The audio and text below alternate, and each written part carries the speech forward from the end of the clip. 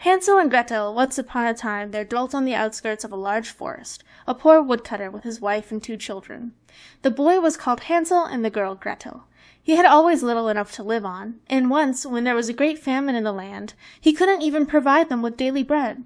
One night, as he was tossing about in bed, full of cares and worry, he sighed and said to his wife, "What's to become of us? How are we to support our poor children, now that we have nothing more for ourselves?" "I'll tell you what, husband," answered the woman. "Early tomorrow morning we'll take the children out into the thickest part of the wood. There we shall light a fire for them and give them each a piece of bread. Then we'll go on to our work and leave them alone. They won't be able to find their way home, and we shall thus be rid of them." "No, wife," said her husband, "that I won't do. How could I find it in my heart to leave my children alone in the wood? The wild beasts would soon come and tear them to pieces." "Oh, you fool," said she, "then we must all 4 die of hunger, and you may just as well go and plane the boards for our coffins." And she left him no peace till he consented.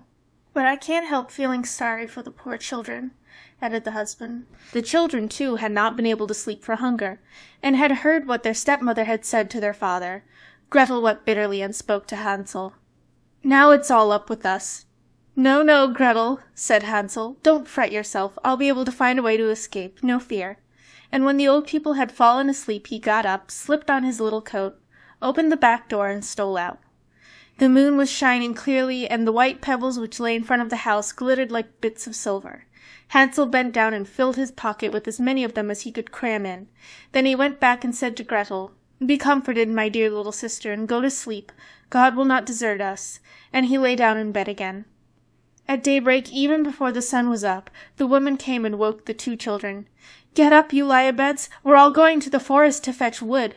She gave them each a bit of bread and said, "There's something for your luncheon, but don't you eat it up before, for it's all you'll get." Gretel took the bread under her apron, as Hansel had the stones in his pocket. Then they all set out together on the way to the forest. After they had walked for a little, Hansel stood still and looked back at the house, and this maneuver he repeated again and again. His father observed him, and said, "Hansel, what are you gazing at there, and why do you always remain behind? Take care, and don't lose your footing." "Oh, father," said Hansel, "I am looking back at my white kitten, which is sitting on the roof, waving me a farewell." The woman exclaimed, "What a donkey you are! That isn't your kitten, that's the morning sun shining on the chimney." But Hansel had not looked back at his kitten, but had always dropped one of the white pebbles out of his pocket onto the path. When they had reached the middle of the forest, the father said, "Now, children, go and fetch a lot of wood, and I'll light a fire that you may not feel cold." Hansel and Gretel heaped up brushwood till they had made a pile nearly the size of a small hill. The brushwood was set fire to, and when the flames leaped high, the woman said, "Now lie down at the fire, children, and rest yourselves. We are going into the forest to cut down wood. When we've finished, we'll come back and fetch you." Hansel and Gretel sat down beside the fire, and at midday ate their little bits of bread. They heard the strokes of the axe, so they thought their father was quite near. But it was no axe they heard, but a bough he had tied on a dead tree, and that was blown about by the wind. And when they had sat for a long time, their eyes closed with fatigue, and they fell fast asleep. When they awoke at last, it was pitch dark. Gretel began to cry and said, "How are we ever to get out of the wood?" But Hansel comforted her. "Wait a bit," he said, "till the moon is up, and then we'll find our way sure enough." And when the full moon had risen, he took his sister by the hand and followed the pebbles, which shone like new 3-penny bits, and showed them the path. They walked on through the night, and at daybreak reached their father's house again. They knocked at the door, and when the woman opened it, she exclaimed, "You naughty children, what a time you've slept in the wood! We thought you were never going to come back." But the father rejoiced, for his conscience had reproached him for leaving his children behind by themselves. Not long afterward there was again great dearth in the land, and the children heard their mother address their father thus in bed one night. "Everything is eaten up once more. We have only half a loaf in the house, and when that's done it's all up with us. The children must be got rid of. We'll lead them deeper into the wood this time so that they won't be able to find their way out again. There is no other way of saving ourselves." The man's heart smote him heavily, and he thought, surely it would be better to share the last bite with one's children. But his wife wouldn't listen to his arguments, and did nothing but scold and reproach him. If a man yields once he's done for, and so, because he had given in the first time, he was forced to do so the second. But the children were awake and had heard the conversation. When the old people were asleep, Hansel got up and wanted to go out and pick up pebbles again, as he had done the first time. But the woman had barred the door, and Hansel couldn't get out. But he consoled his little sister and said, "Don't cry, Gretel, and sleep peacefully, for God is sure to help us." At early dawn the woman came and made the children get up. They received their bit of bread, but it was even smaller than the time before. On the way to the wood, Hansel crumbled it in his pocket, and every few minutes he stood still and dropped a crumb on the ground. "Hansel, what are you stopping and looking about you for?" said the father. "I'm looking back at my little pigeon, which is sitting on the roof waving me a farewell," answered Hansel. "Fool," said the wife. "That isn't your pigeon. It's the morning sun glittering on the chimney." But Hansel gradually threw all his crumbs on the path. The woman led the children still deeper into the forest, farther than they had ever been in their lives before. Then a big fire was lit again, and the mother said, "Just sit down there, children, and if you're tired you can sleep a bit. We're going into the forest to cut down wood, and in the evening when we're finished we'll come back to fetch you." At midday Gretel divided her bread with Hansel, for he had strewn his all along their path. Then they fell asleep, and evening passed away, but nobody came to the poor children. They didn't awake till it was pitch dark, and Hansel comforted his sister, saying, "Only wait, Gretel, till the moon rises, then we shall see the breadcrumbs I scattered along the path. They will show us the way back to the house." When the moon appeared, they got up, but they found no crumbs, for the thousands of birds that fly about the woods and fields had picked them all up. "Never mind," said Hansel to Gretel, "you'll see we'll find a way out." But all the same they did not. They wandered about the whole night, and the next day from morning till evening, but they could not find a path out of the wood.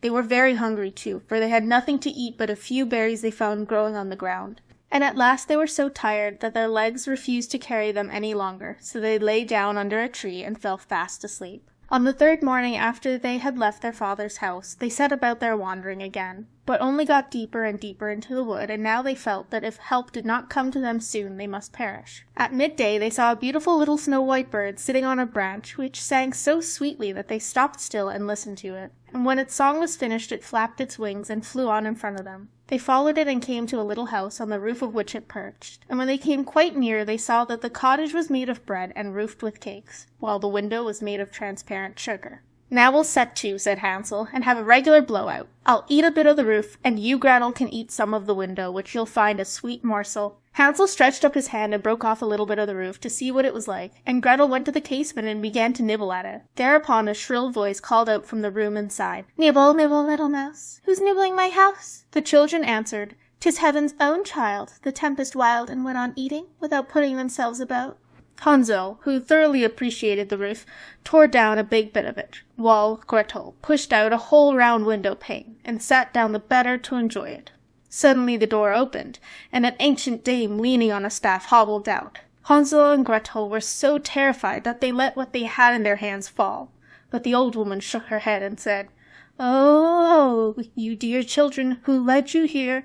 Just come in and stay with me, no ill shall befall you." She took them both by the hand and led them into the house, and laid a most sumptuous dinner before them, milk and sugared pancakes, with apples and nuts.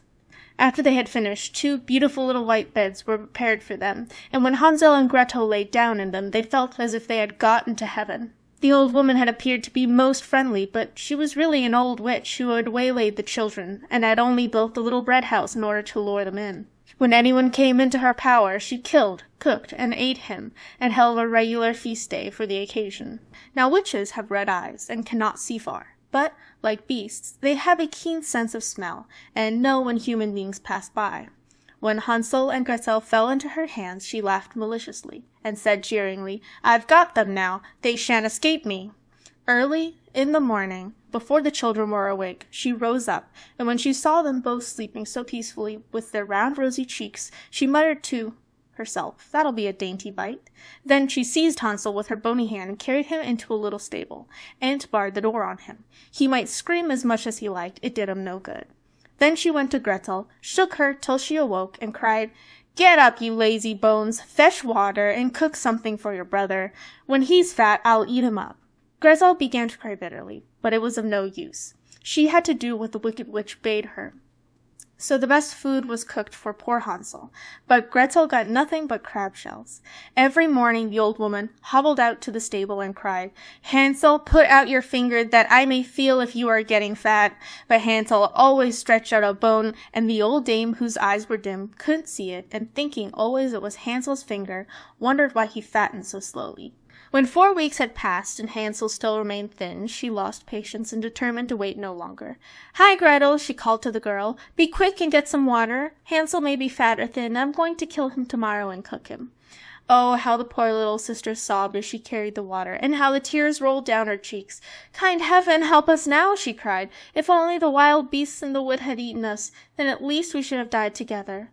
"Just hold your peace," said the old hag. "It won't help you." Early in the morning Gretel had to go out and hang up the kettle full of water and light the fire. "First we'll bake," said the old dame. "I've heated the oven already and kneaded the dough." She pushed Gretel out to the oven, from which fiery flames were already issuing.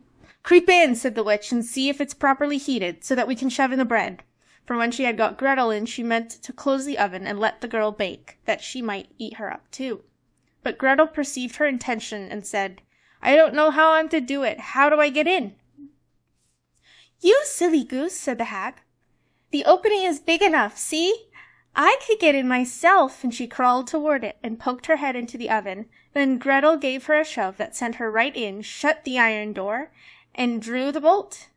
Gracious, how she yelled! It was quite horrible, but Gretel fled, and the wretched old woman was left to perish miserably. Gretel flew straight to Hansel, opened the little stable door, and cried, "Hansel, we are free! The old witch is dead!" Then Hansel sprang like a bird out of a cage when the door is opened.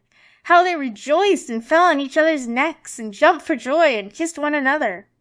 And as they had no longer any cause for fear, they went in the old hag's house, and here they found in every corner of the room boxes with pearls and precious stone.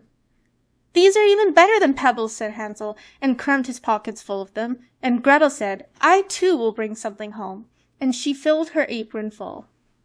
"But now," said Hansel, "let's go and get well away from the witch's wood." When they had wandered about for some hours, they came to a big lake. "We can't get over," said Hansel. "I see no bridge of any sort or kind." "Yes, and there's no ferry boat either," answered Gretel. "But look, there swims a white duck. If I ask her, she'll help us over."